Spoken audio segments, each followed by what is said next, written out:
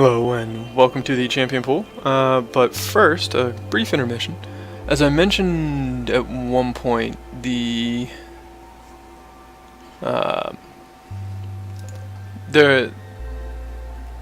Dialect had wanted me to go over the names of his ships, because he named them after certain members of the community. For example, I have a ship, which you can see my ship was one of the ones that's actually pretty heavily armed. Climhazzard, Husk, Splinter, ours are all fairly similar, slightly different points cost. Looks like Husk got the most expensive ship because I guess Kamikaze Dalek likes him the most. But apparently Kamikaze Dalek isn't terribly fond of Floofball or Duke Slayer. I just want everybody to know that, because he gave them the little ones that are just there to get punched over and over. But yeah. He wanted me to go over the names, and I had forgotten about it until the middle of the last pool. So I figured I'd go over that real quick at the beginning of this one. But these are our actual competitors from the champion pool. Again, Ludoshi, congratulations. Not only did you make the champion pool, but this is your... he also made it on his first submission, and he did very well in his sub pool. But let's get this started and see how it goes. So up first we have Ludoshi up against Exterp 7. These two met in the sub pool, and I believe Exterp 7 got the better of it just because of the number of ships on the field. The autocannons again from Ludoshi doing quite a bit of damage, but Exterp 7 is able to field a lot of proton swords, and the proton swords still cut through everything very quickly.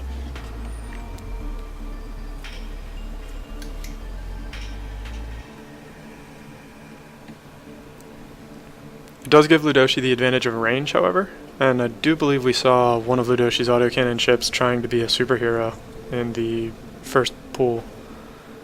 But let's see how he does here, because now it's getting another opportunity. And again, you can see the thruster arrangement for Ludoshi is almost all forward thrust, which gives him relatively low maneuverability, but high speed.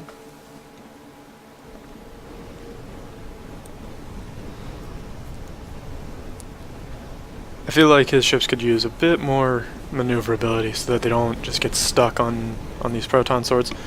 But with both of the autocannon ships down, I think we can say this one is all but over. And there it is. Exterp 7 takes the match. So next up we have Exterp 7 up against Climhazzard. Now this is going to... Ludoshi up against Climhazzard, sorry. Ludoshi... This is going to be a bit of a different match. Climhazzard went with the maximum ship count, and most of his ships are very inexpensive, which gives him a ton of health on the field, and he'll be trying to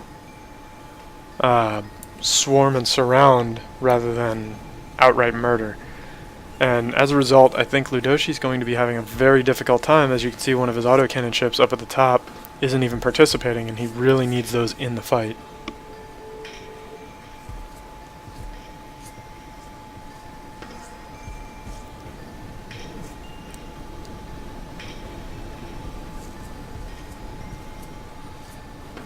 And now, as it strafes through, almost all of the thrusters have been shot off, which is going to be a bit of a problem.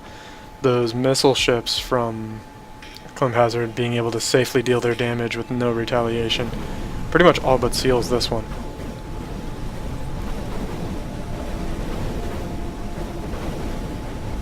And you can see the difference in kill speed between the lasers and the proton swords, but the lasers will get the job done eventually, and Climhazzard takes round 1.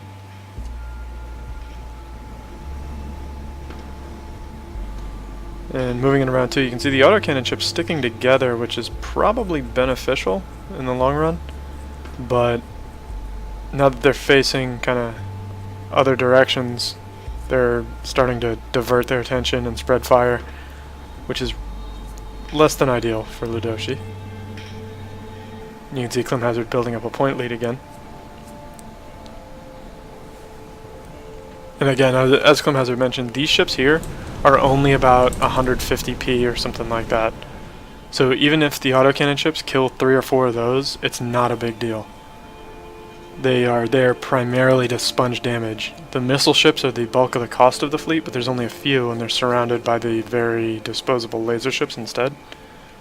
And that's going to cause quite a bit of problem to anyone who needs to kind of rack up points real quick.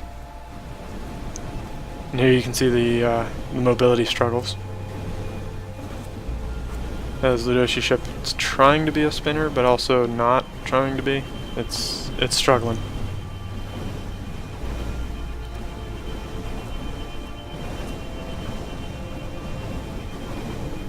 And yeah, Climhazzard has two different designs in his fleet. He's got the missile ships, which look like this, and the laser ships, which look like... those are all missile ships, like this. And the laser ships are very inexpensive. They're mostly just there to be damage sponges that also still manage to project a bit. Now, this autocannon ship did manage to get control of itself, which it seems to be using the map edge to do. It could cause all sorts of harm. And you can see that Ludoshi put all of his autocannons on point defense as well, which, as long as the ship is far enough away, it'll pretty much guarantee it immunity to incoming missiles.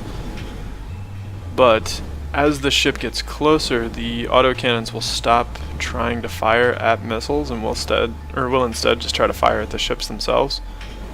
And it'll even get to the point where it'll aim at the ship and just won't fire at missiles, which is very frustrating. However, Ludoshi's ship did manage to take out one of Climhazzard's there. Let's see what the autocannon ship does next.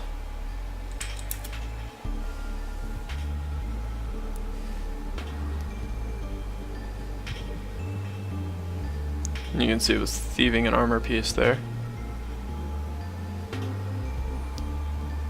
And Climhazzard won, I'm guessing on time? I didn't really see what happened there.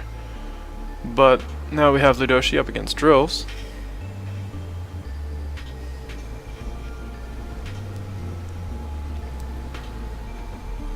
Drills made a rather solid showing in his pool. He went toe-to-toe with Climhazzard rather effectively. It just came down to the sheer number of ships.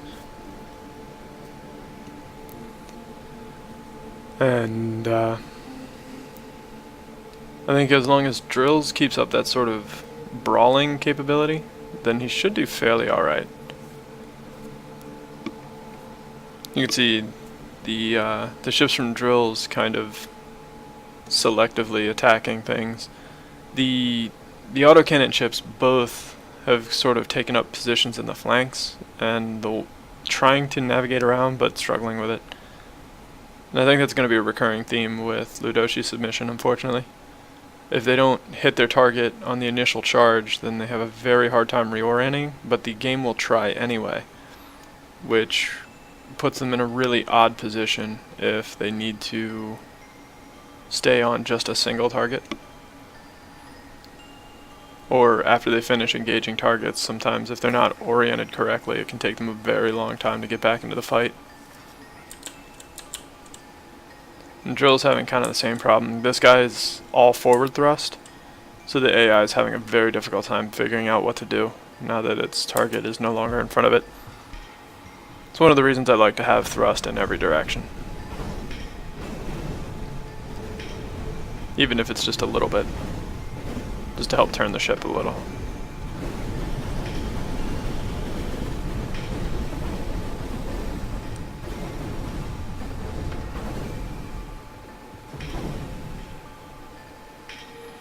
But it does seem Drills takes round one.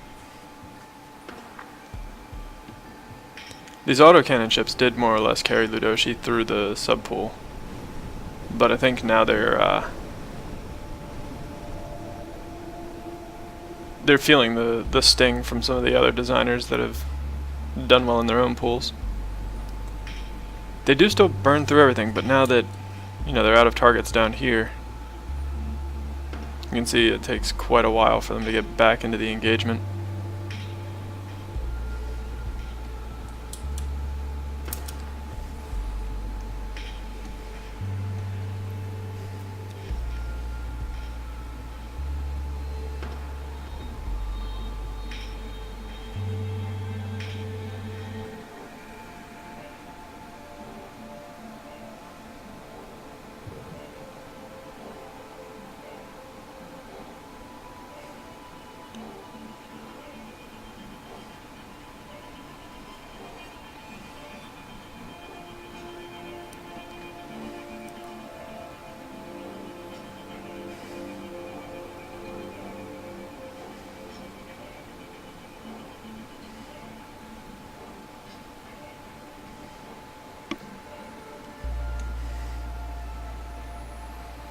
Yeah, you can see Drill's building up a point lead here in the second round.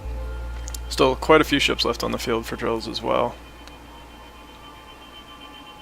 So it does look like Drills will be taking this one.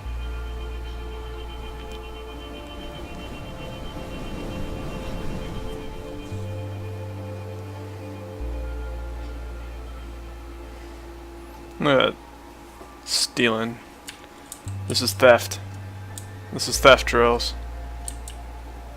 Terrible person. Having your ships steal other people's armor blocks. You believe the nerve of some people.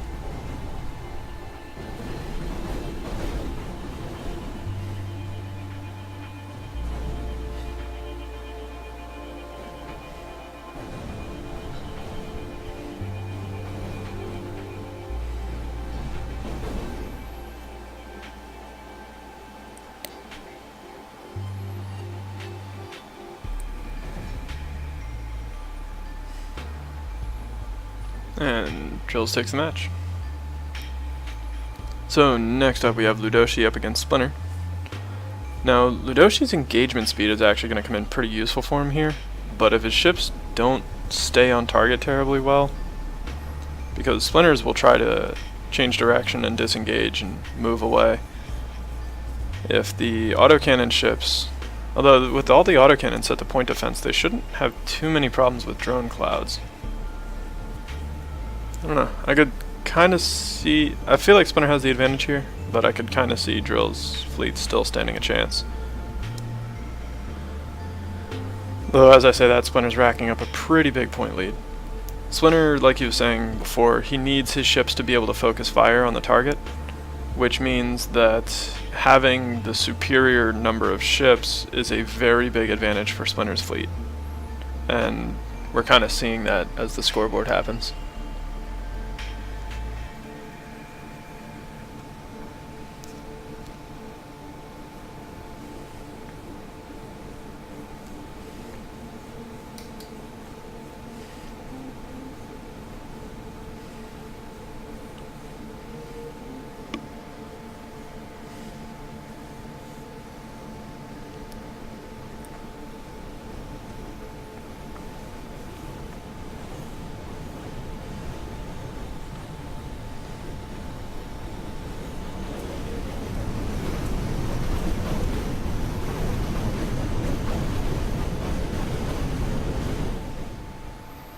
And Splinter takes round one.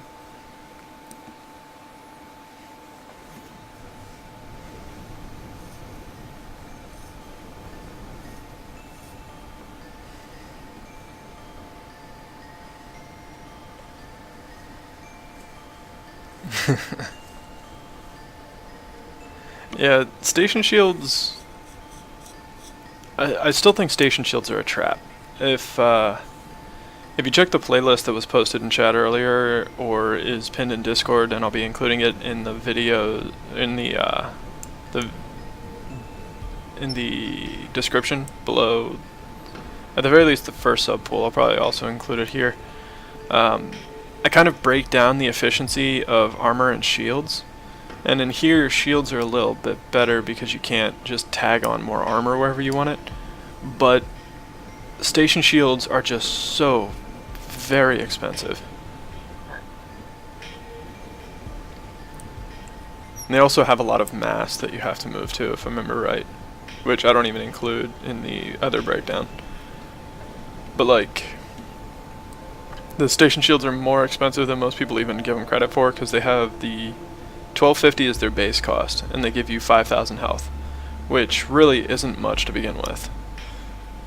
And then the shields themselves recharge, I think it's 600 per second, and in doing so will consume 600 energy per second. And you get 10 energy per 3 points that are invested, which means 600 energy is what? Another 180 points or whatever, something like that. But, so you're looking at almost 1500p per station shield, which is expensive. 1500p per shield in a 16,000 P tournament is a ton. But next up we have Ludoshi up against Husk.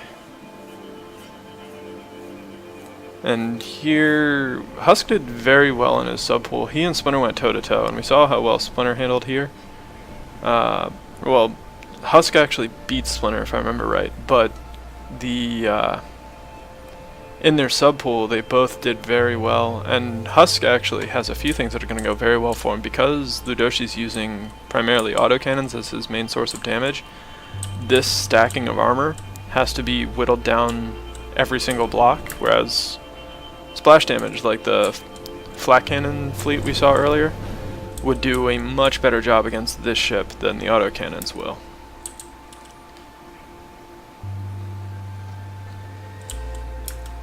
And you can see Husk doing a pretty good job of managing the scoreboard here. Yeah, Brizzle. It's one of the things, or one of the reasons I started doing the Neophyte pool is because building ships in Reassembly for campaign mode and building ships for a tournament is very different, because in the campaign you don't have to be worried so much about efficiency, you have to be worried about power. And for raw power, a station shield is pretty useful. But when you start factoring in the costs of things, then shields, for almost every faction, shields just get worse and worse. I think Tinkerel shields and armor are very comparable in how effective they are, but that's more owed to the fact that Tinkerel thrusters are actually pretty bad, whereas like farmer armor is just terrible, so farmer shields end up being relatively good.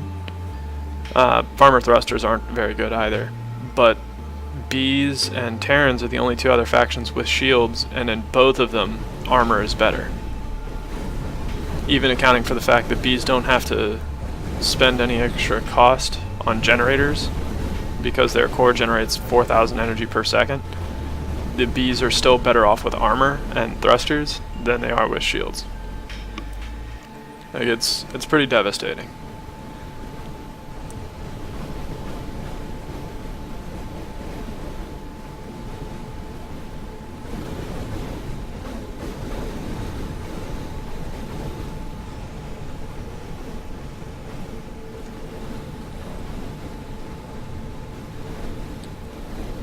And yeah, like I was saying, the tournament mindset is completely different from the campaign mindset.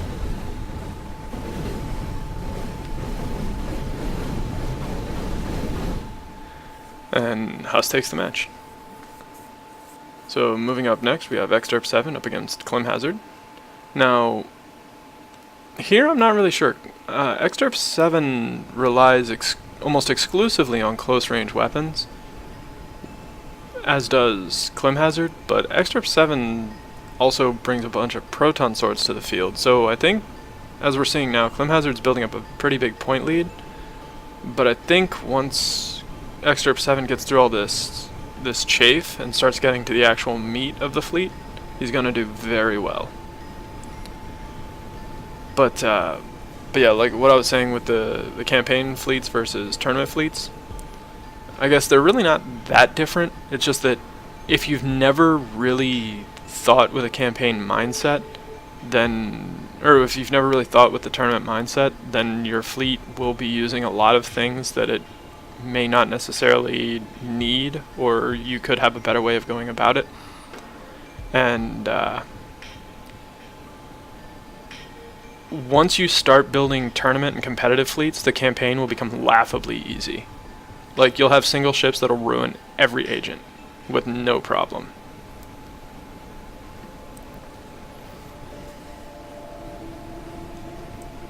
And here we can see Climhazzard's starting to run out of ships. He's got a big point lead, but now that Exderp 7's getting to those missile ships, I think we're going to see the points maybe change a little bit. But Exderp 7 also only has the 2 ships left, and one of them's crippled. So I think Climhazzard probably will still take round 1. The big thing is Exderp 7 needs to get through all of the laser ships, which are really just, you know, there to be an obstruction. And if he can't do that quickly enough, then this happens. But if Extirp 7 is able to cut through all of those laser ships expediently, I think he'll do very well, because, you know, the missile ships go down just as fast. It's just a matter of getting to them, because the laser ships always try to rush forward and be closer.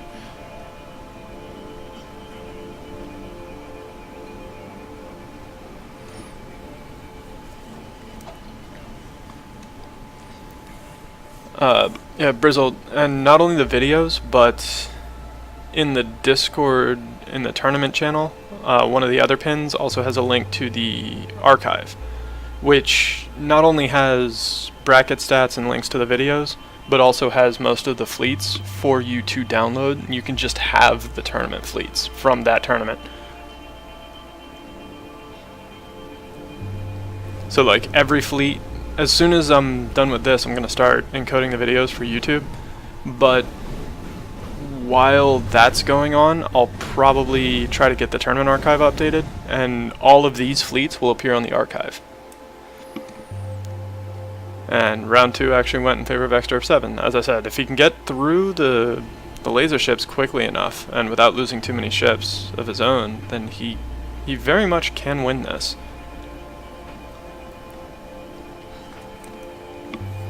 And that's kind of the advantage of, so we have two kind of fleet doctrines here.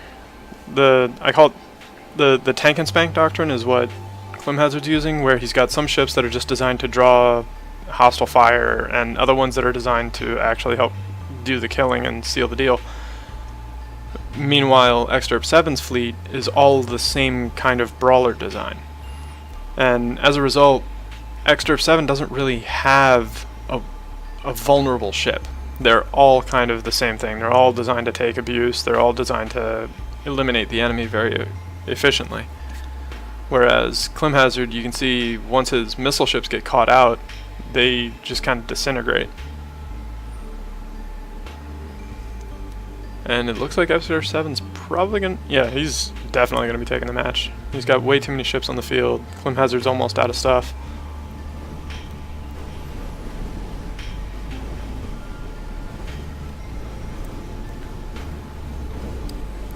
And I am also working on that competitor profile thing I think I was talking about last month, maybe? Somewhere around then.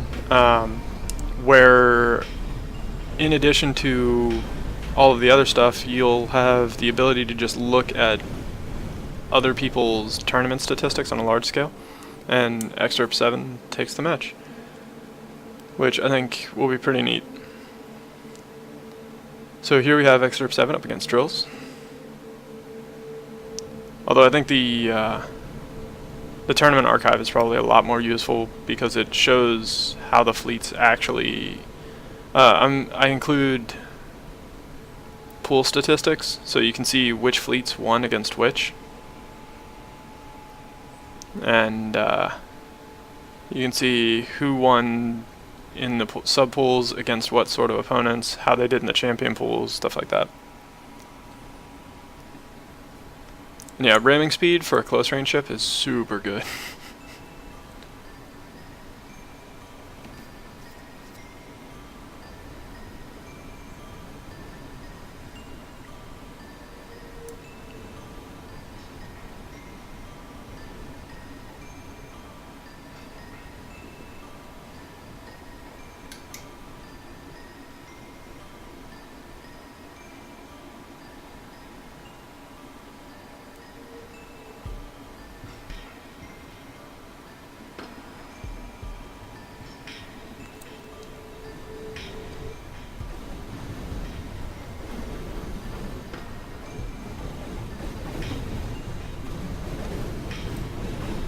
That said, Drills is out-brawling Extirp 7.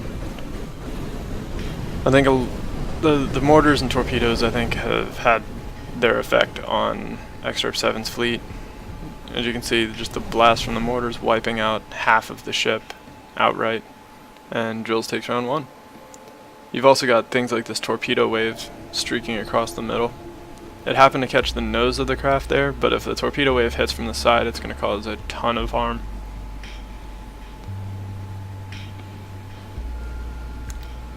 Torpedoes are one of my favorite weapons in the game. It's just very difficult to get the AI to behave as though they're kiting weapons.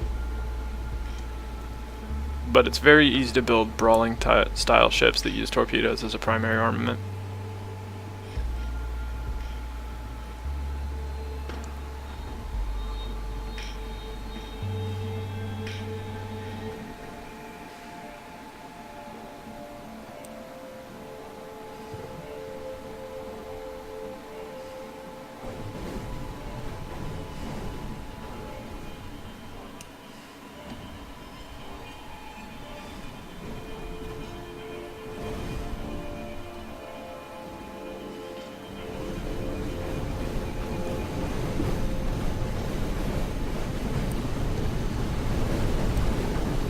And Drills is going to be taking round 2 as well.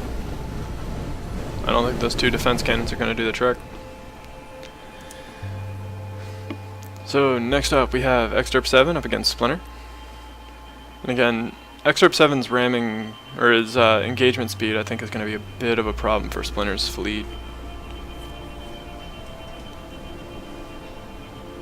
But that said, Splinter does have the advantage of numbers, which is the big thing that Splinter was after in his design. And off to a very strong point lead, but those proton swords could easily turn the fight around. I like to say things like, proton swords should never be underestimated and then underestimate them, as if to prove my point. Though it is looking like Splinter's going to run away with this one. The fact that his ships just want to disengage and sit back at range is a little bit too much for Extirp 7. Another big problem is, even though Extirp 7's got a lot of engagement speed, all of his thrusters are on the outside, specifically toward the back, and that's where all the drones and most of the missiles will be hitting anyway, because if you're flying at a target and you're not flying directly at it, the missiles and drones will end up getting behind the ship and then chasing it down. And as a result, I think we're seeing Extirp 7 lose a lot of his thrusters relatively early. And because of the sheer bulk of armor that the ships have to go through before they finally get to Splinter's core, I think Extirp 7 ships are having a difficult time finding purchase, as it were. They did get a few, but it looks like Splinter at the very least is taking round 1.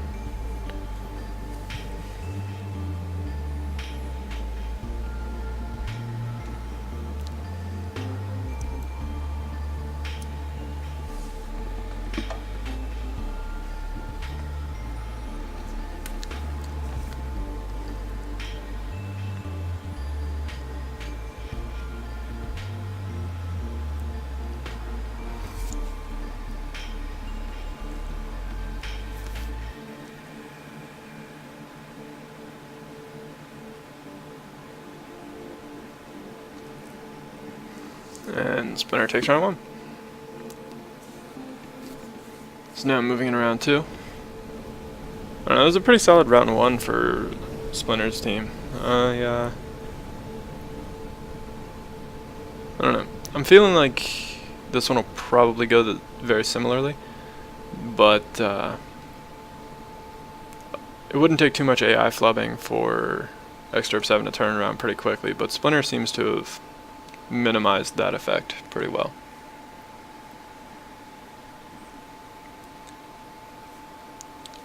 And I will never recognize Kerrigan as the Overmind. For as long as I live, the Overmind is the Overmind, not Kerrigan.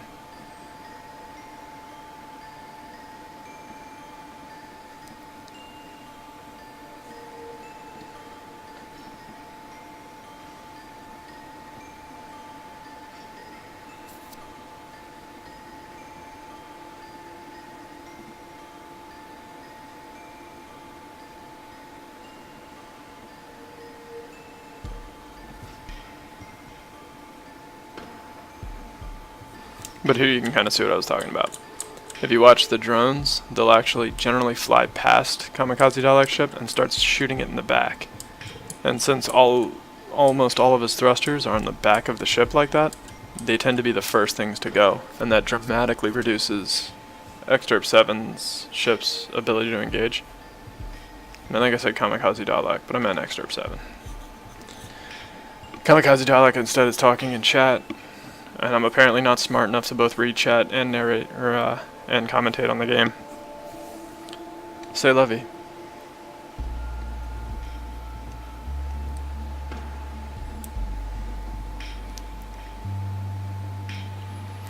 But it does look like Splinter's going to be taking round 2 as well.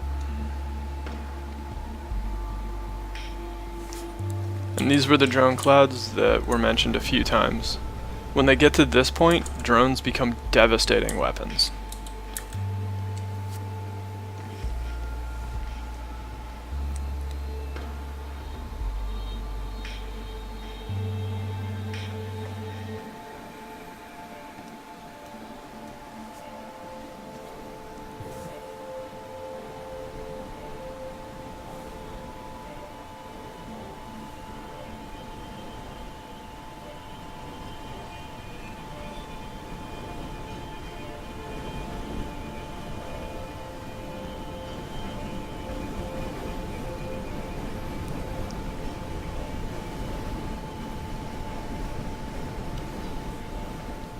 And Splinter wins the match.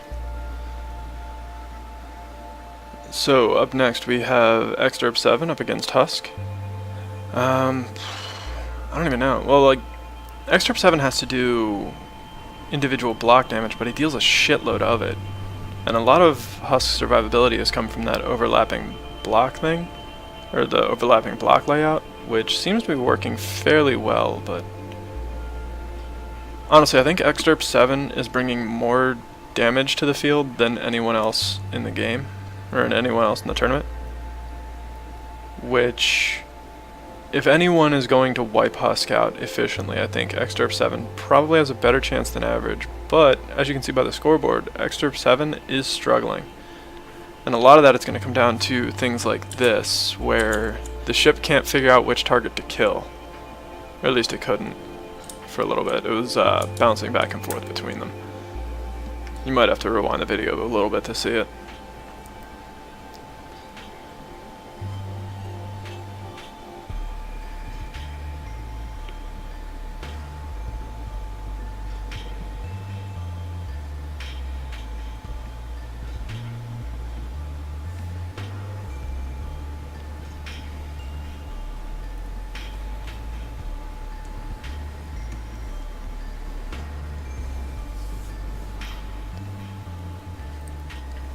And Husk built up a pretty solid point lead, and with only a very small number of ships actually left for Exterp 7. I'm feeling like Husk has got a pretty good chance of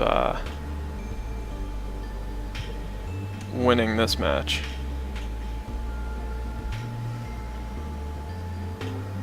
You suck at... Why would you... What did you do that makes you think you suck at cooking?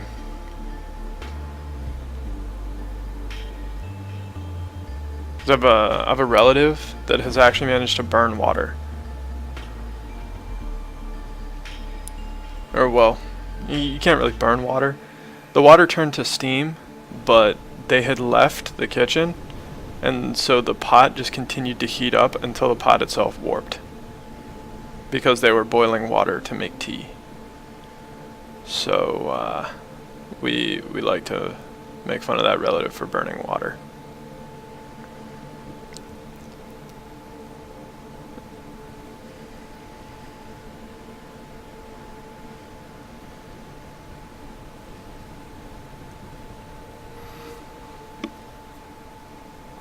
But yeah, you can see Exterp 7 got off to a bit of a better start this round, I feel like, but it does appear that the raw hit points that Husk has on the field is beginning to be a bit of a problem for him.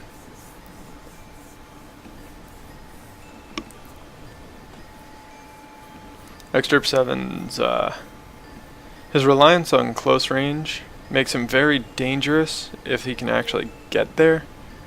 But you can see he's also consuming a lot of power, and this ship lost its generators, so it can't run the lasers and the defense cannons.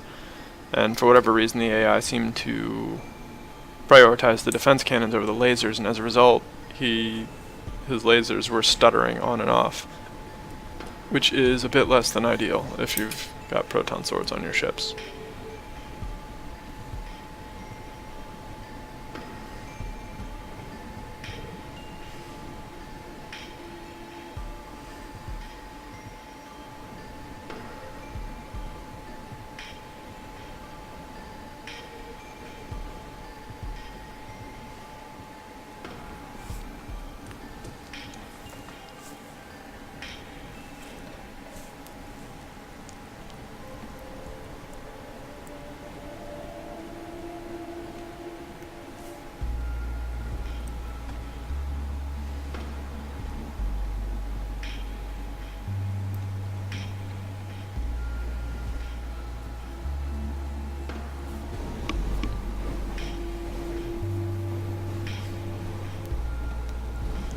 And I think at this point we can say that, yeah, Husk wins round 2 and takes the match.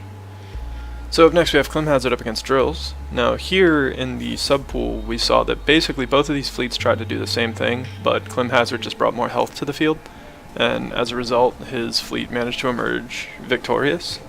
The greater ship count just kind of proving a colossal advantage. As ships start to die relatively evenly across the board, eventually the fleet with more ships will start to win. And I think that's what Climhazzard was going for, and it worked out pretty well for him.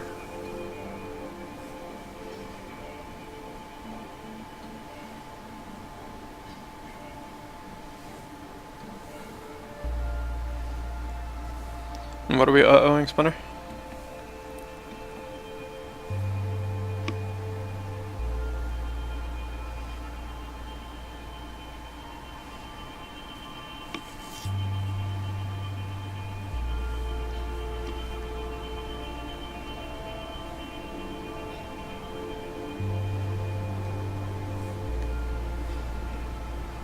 Oh,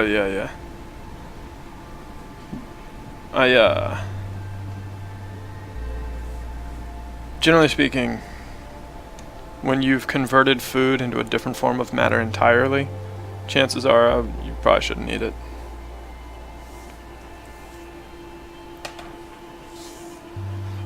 Yeah, I suspected that's what happened. For those who don't know, Splinter often falls asleep somewhere in the middle of a stream, and then comes back later for the end. It is not a new occurrence.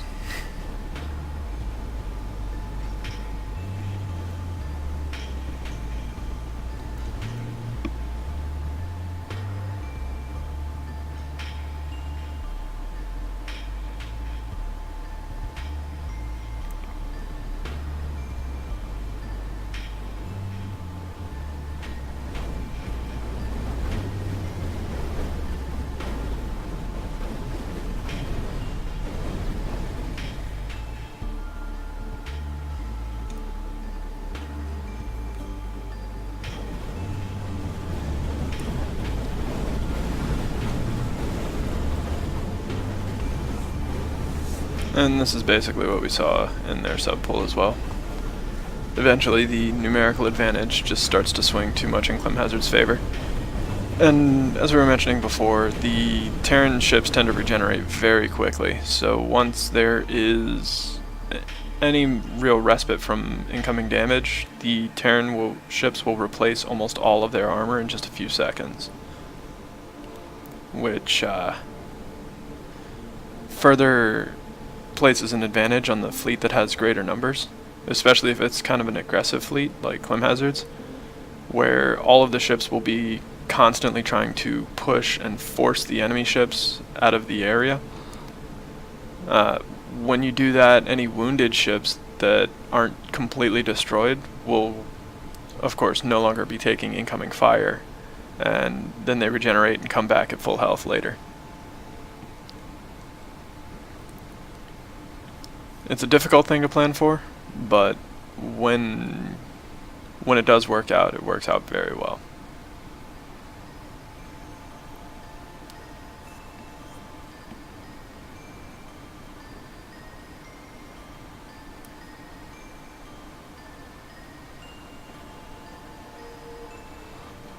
And yeah, absolutely. Clem has been very potent this tournament.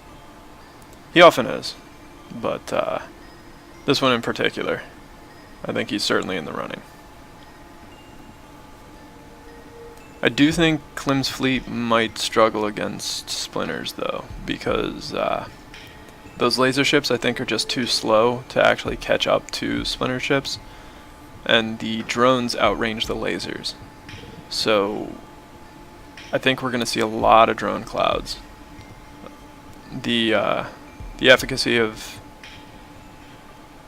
Climhazzard's fleet in that is going to depend solely on whether or not those missile ships can deal with Splinter's ships at all, which they might be able to, or they might not. I honestly have no idea.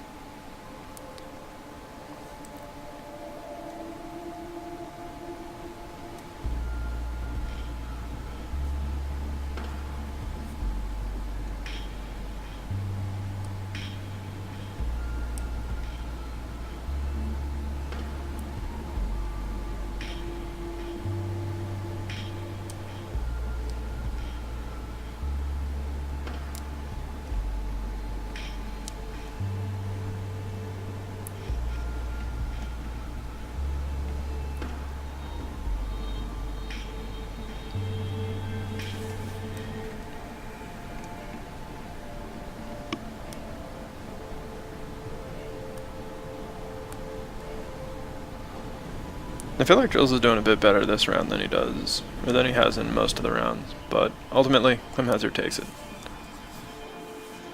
So now we have Climhazzard up against Splinter, which, as I was saying, I'm not sure how this is going to go, but I feel like Splinter probably has the advantage here. Although Climhazzard does have quite a few of those ships spewing large piles of missiles, which can go quite far,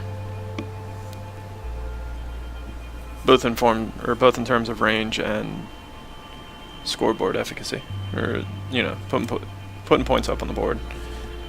And for some reason, Splinter ships have decided they want to brawl the laser ships instead of kite them, which is a problem for Splinter's fleet. Up until now, we've only ever seen Splinter ships try to keep distance and engage at range. But I think the laser ships... so one of the things the AI does, I call it disrespecting, which is where if an enemy ship is below a certain coefficient, like a certain ratio of your ship's cost, your ship essentially thinks that their ship is useless and ineffective and will just charge right into them. Which is obviously a terrible metric because Climhazzard's laser ships only cost 150, which makes them very cheap. And they're probably... Splinter ships should be, what, 1,000 apiece? Very close to it. So, because they're so much less expensive, Splinter ships disrespect them and are charging into close range. I think that's what's happening right now. And as a result, they're just getting murdered by those missiles when they should have been kiting. If Splinter ships had kited instead of charging in like this, then I think Splinter would have stood a very good chance. But instead the AI decided to get disrespectful, and this is what happens when the AI gets disrespectful.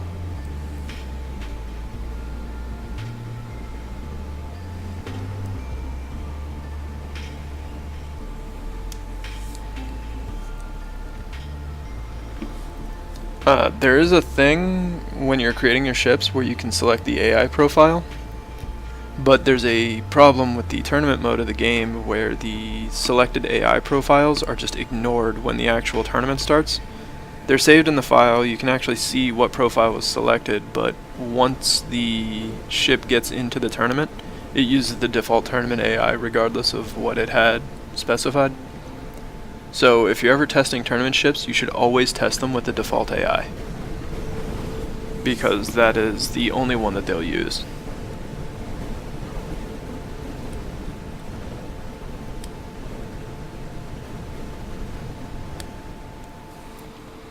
And Climhazzard takes round 1. And it looks like we might see a repeat of that. I don't know what range Splinter ships usually kite at, but I feel like they're already getting way too close.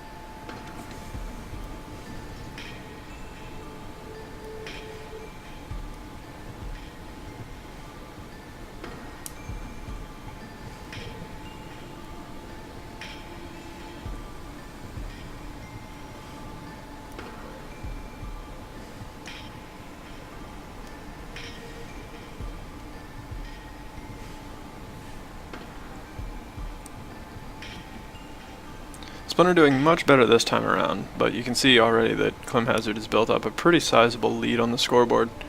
And since they're trading ships roughly like very close to a 1-to-1 ratio, that is tremendously advantageous for Climhazzard's fleet, since he has twice as many ships to begin with. And so Climhazzard's lost 7, Splinter's lost 6, and now 7. So this can't keep up for Splinter, whereas Climhazzard could do that all day.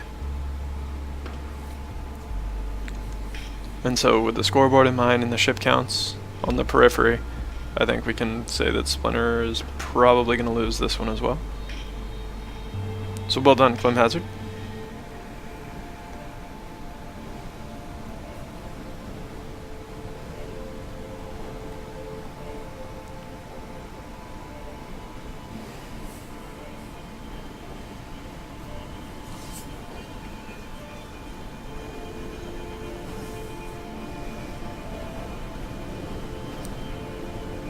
And that looked like a physics bug, but I didn't really see what happened. I think drones got trapped in a ship and sent it zipping through the middle.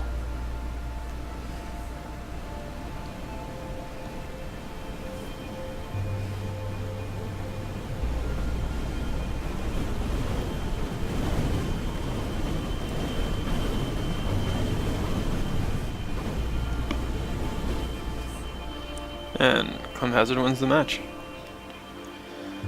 So up next we've got Climhazzard up against Husk. And we'll see how they do. Husk has more ships than most of the other competitors, so Climhazzard won't be able to focus fire quite as effectively. And additionally, Husk's fleet, I feel like most of his ships are more designed for a brawling sort of environment. And like I was saying about inexpensive ships, these guys absolutely count. Like, there's a handful of thrusters, and the plasma cannon on it I think is 200p or so. So that ship is probably only about 500 as well, which is a lot compared to the 150 on Husk's laser ships, but is still pretty cheap compared to the 1500 on the missile ship. And yeah, I really do enjoy that the missiles will try to path around debris.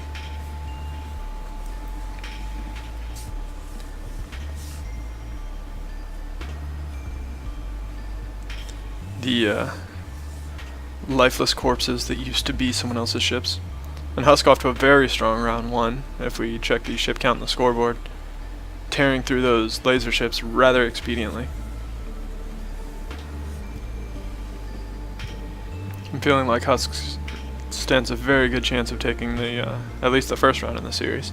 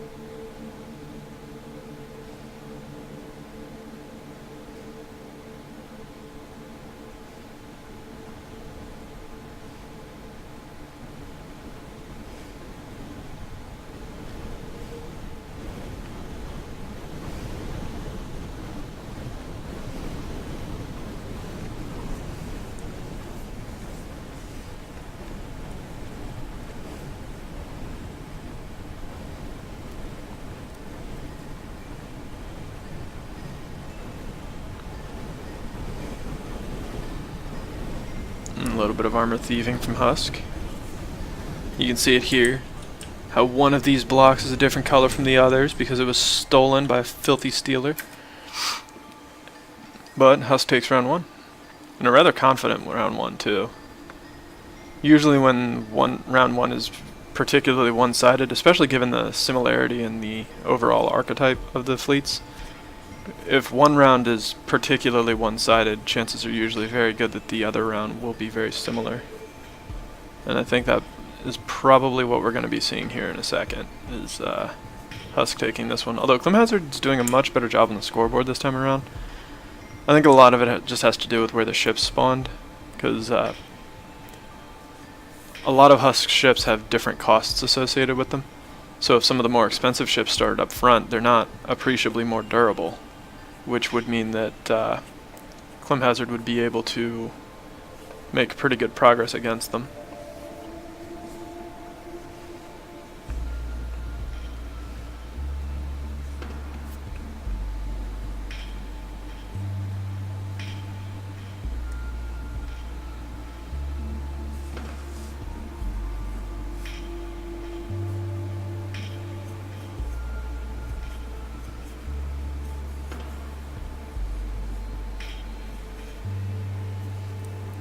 And yeah, the scoreboard is very close here. We still have a minute and a half left, so this could still swing quite a bit.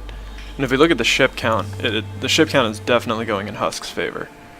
So I think Climhazzard is going to start running out of the laser ships very soon, and the missile ships are going to start taking the hits. And when that happens, the scoreboard's going to turn around quick.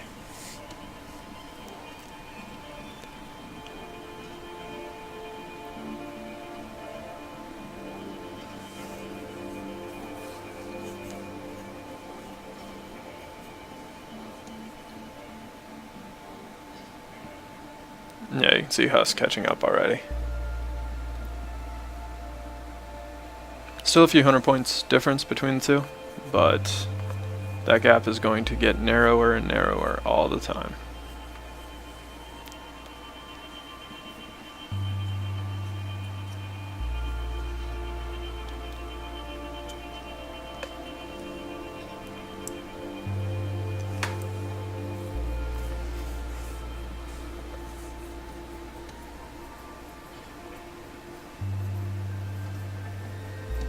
Right. And I suspected as much. I think there's it's 6 laser ships in the fleet, Climhazzard. Yeah, I mean there's a ton of laser ships in the way, which one would expect to hold on rather effectively, but the missile ships were definitely designed to hide behind the laser ships. And Climhazzard took round 2. The clock ran out with a lead on Climhazzard's favor. So getting into a 3-round match. Both of these fleets apparently really want it.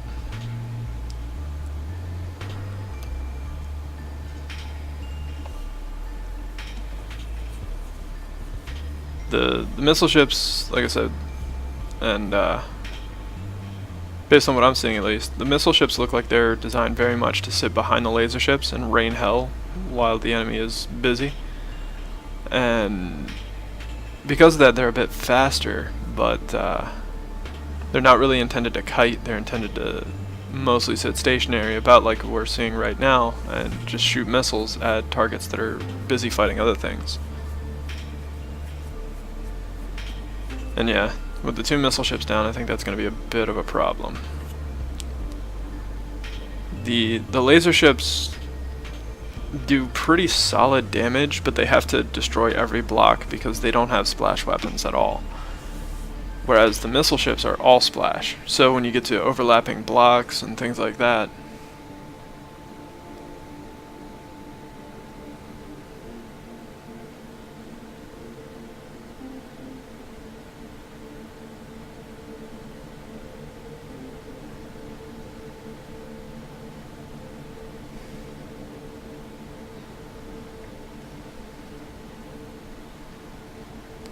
but yeah, since the lasers have to dig through all of the overlapping blocks and have to deal damage to each individual portion of the armor, the laser ships actually end up killing Husk's ships, especially the plasma cannon ships, much more slowly than the missiles.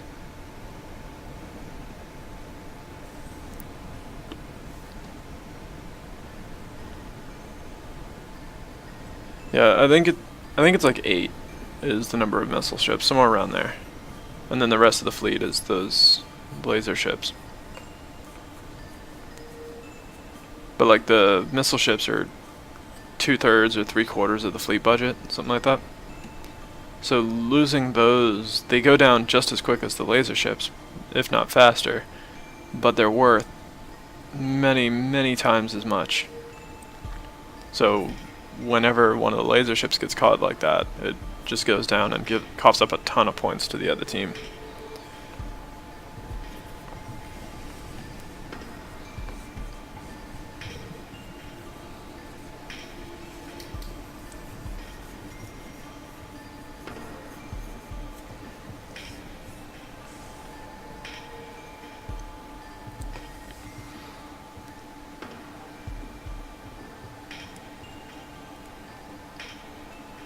And it's looking like Husk is going to take round 2.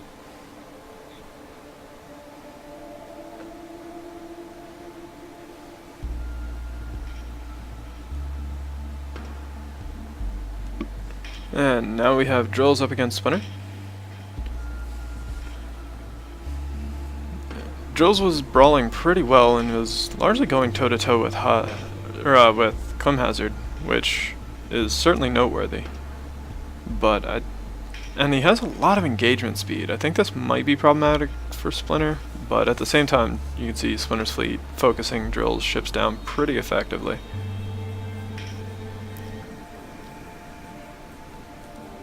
I don't know, it's hard to predict this one. Splinter's fleets tend to either be very obviously advantageous or often win in surprising ways. It's kind of hard to predict his matches. As you can see, the scoreboard very much reflecting that Splinter's in the lead. He's got greater ship counts, more points on the board, starting to build up some of those drone clouds.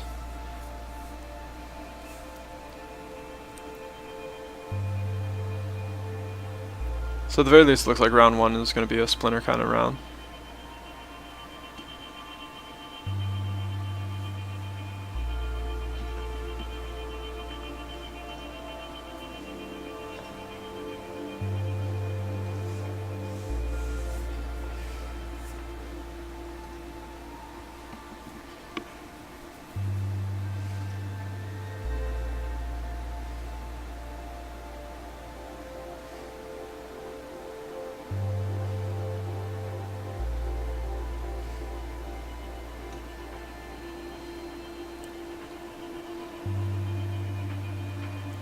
Yeah, this is leaning more and more in Splinter's favor the entire time.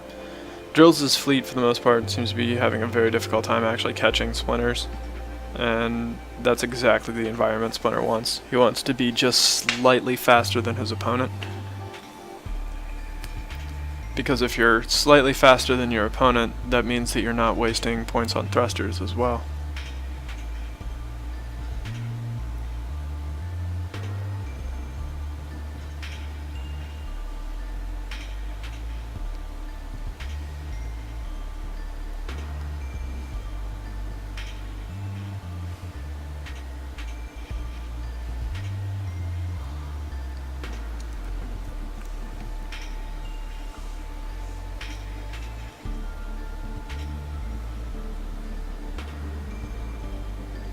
Look at all those drones streaking across the map.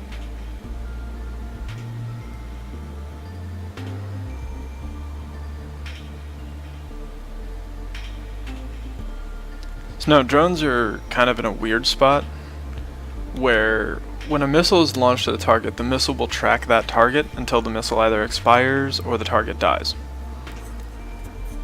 When a drone is launched, it will track whatever target is closest to the mothership, whatever ship launched the drone to begin with.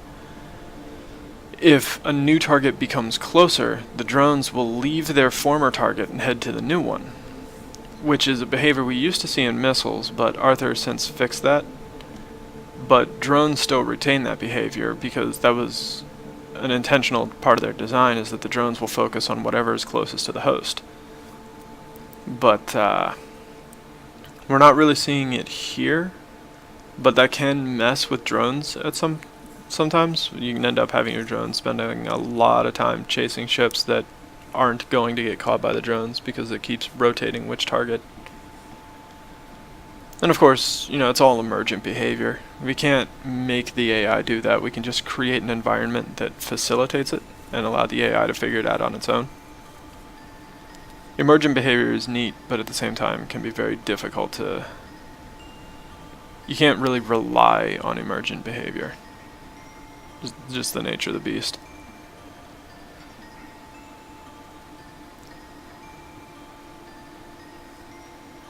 And Splinter off to a very strong round 2 as well. Looks like Splinter's going to be taking it.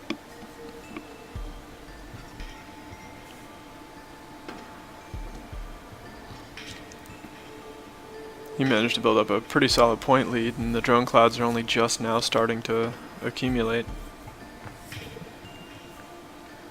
And that's when the points really start to get scary.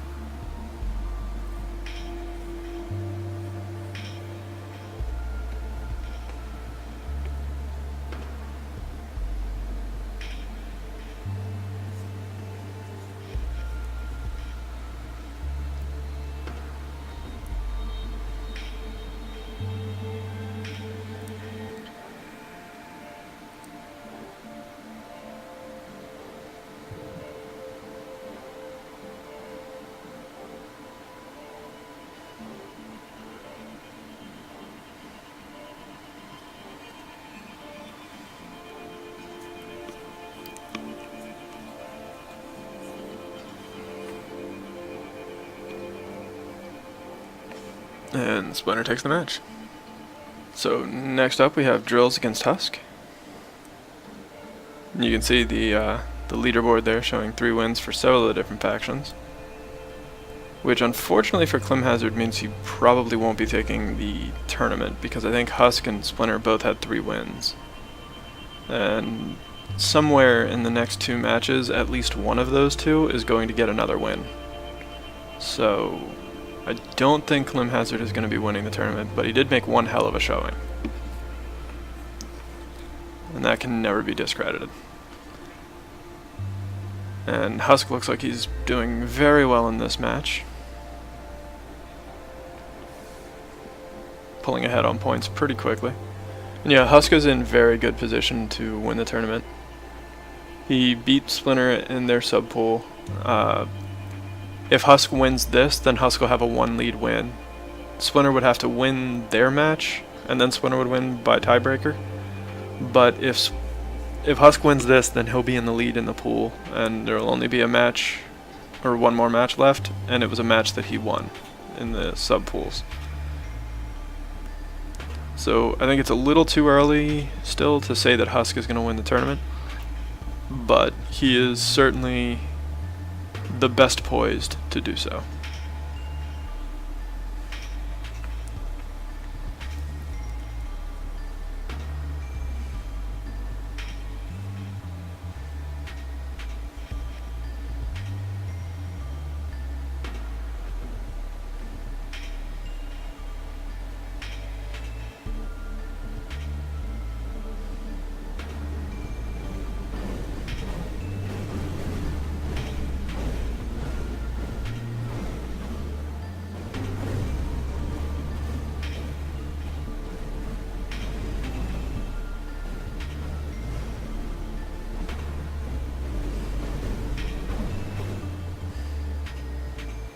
And Husk takes round 1. And like I said, round 1 was pretty confident, and often when we see a confident round 1, round 2 is pretty decisive as well. And since these are both sort of brawling type fleets, there's not really a whole lot of room for the AI to pull AI shenanigans on you. And as a result, you generally get very consistent results out of them.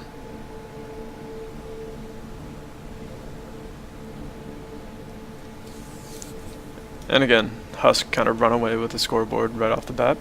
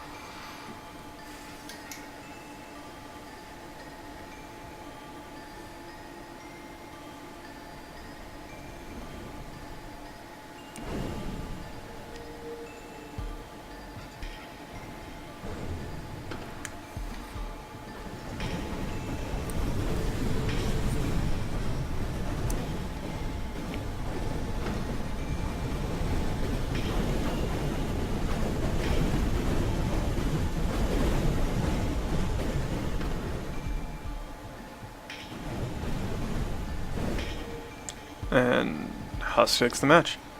So now, as I was saying, Husk has 4 wins, Splinter has 3. So if Splinter wins this, then Splinter will also win the tiebreaker, since they would both have 4 wins. And when that happens, I go with the team that won their 1 versus 1. So if Splinter wins this match, then Splinter wins the tournament. If Husk wins this match, then Husk wins the tournament. So this match is the deciding match for the entire tournament. It does not get any more down to the wire than this. And unfortunately for Splinter, Husk seems to be off to a very strong start. The advantage in ship count and health on the field really paying off in Husk's favor.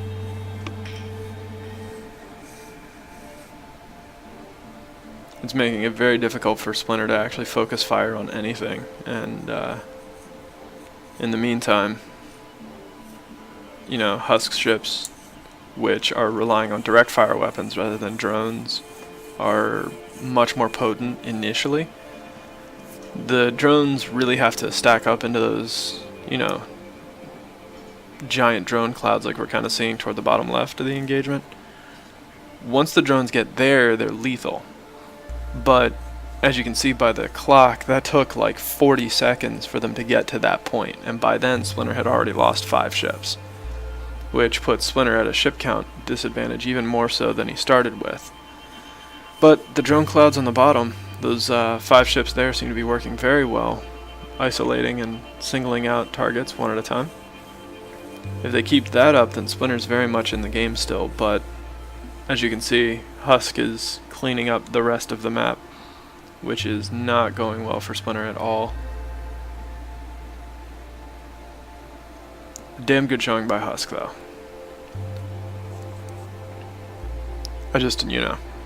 I try to root for the new guy, or whoever's in chat with us, and since I don't have Husk in chat with us, then I'm rooting for Splinter. Deal with it.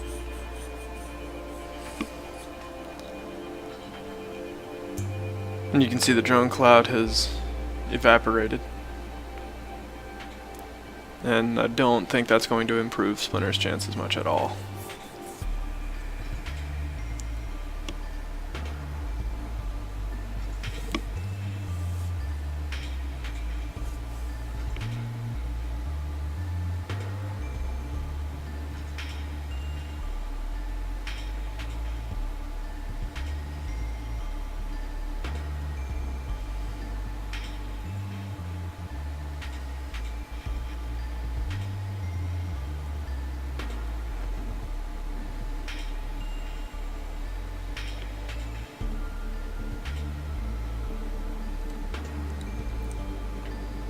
Splinter keeping up pretty well though. Being able to isolate ships like we're seeing at the bottom and on the right side of the screen is kind of what Splinter wants. But Husk's point lead and a lack of time eventually gave the round in favor of Husk. And I want to say that's about how their rounds went in the subpool as well, which is not promising in Splinter's case. Excellent fleets from both, but I think Husk just has an advantage. And here you can kind of see just the amount of time that it takes to really build up those drone swarms can be difficult.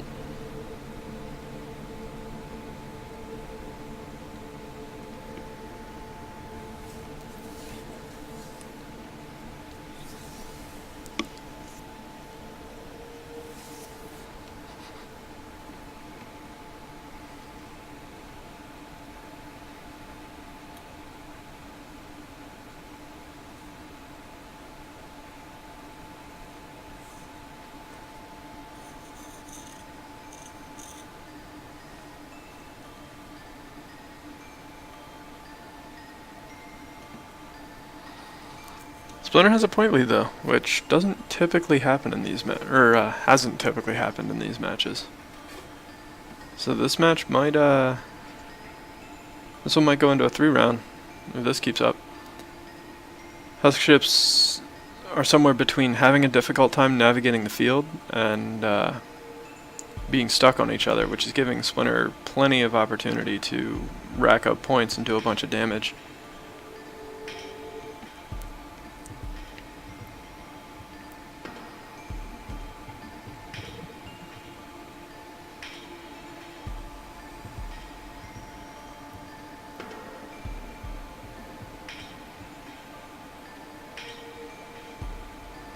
And this is kind of a problem that we saw elsewhere in the tournament, where the ships don't have thrust in every direction, so the AI isn't sure how to turn around and move to engage the enemy.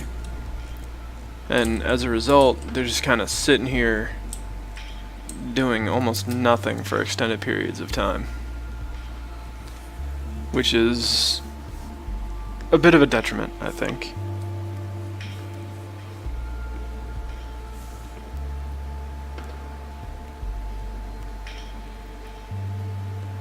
I mean, I wasn't going to call you out on it, but if you're going to volunteer. I figured I beat that horse enough.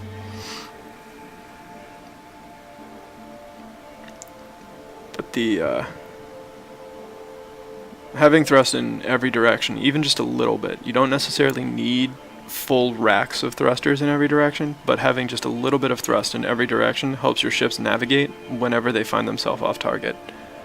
And that's a very big asset. And Splinter basically won this round, I think, because Husk's fleet couldn't figure out how to navigate back to Splinter's.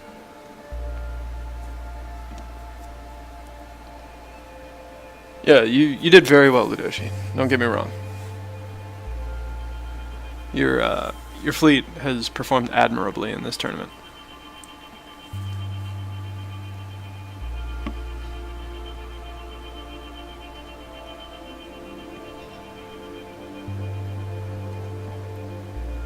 Yeah, 25% is a vast improvement over 0%. All you need to do is trick Husk's fleet into looking the wrong direction. So if like your whole fleet, Splinter, just kind of went down and to the right.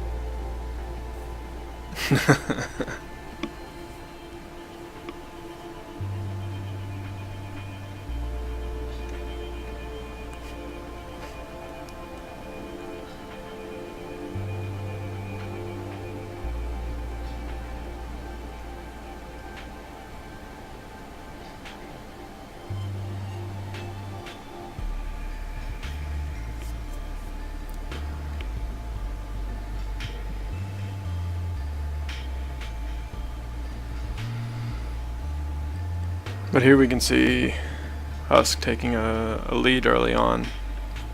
which is less than ideal, and Splinter's ships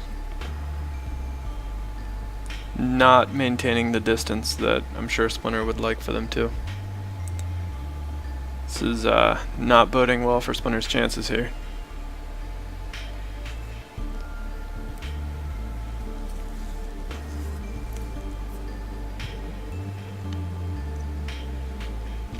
And in environments like this, where you're at a ship deficit, every single loss that you take is a very big loss, because especially for like Splinter's design, he needs his ships to focus fire, and focusing fire works best when you have a ship count superiority, which Splinter didn't have from the very beginning of the match.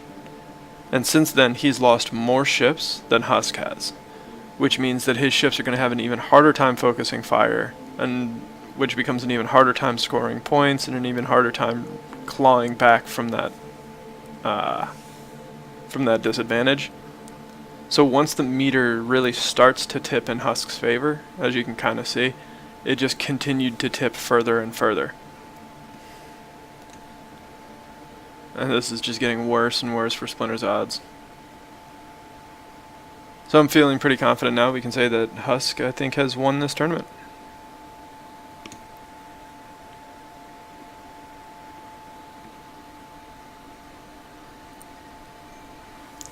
And Husk's been a pretty solid competitor all around too. His fleets have always done rather well. They just sometimes would get placed in pools where they were just hard countered by too many fleets. I think in the last pool, or in the last tournament, Husk brought a bunch of really slow Sentinel brawlers and ended up getting tinkerled to death. That sort of thing. Farmer med beams, in my experience, they aren't great. The big problem with them is that in order for med beams to really work, your ship has to survive sustain, and I'll get back to that in a second.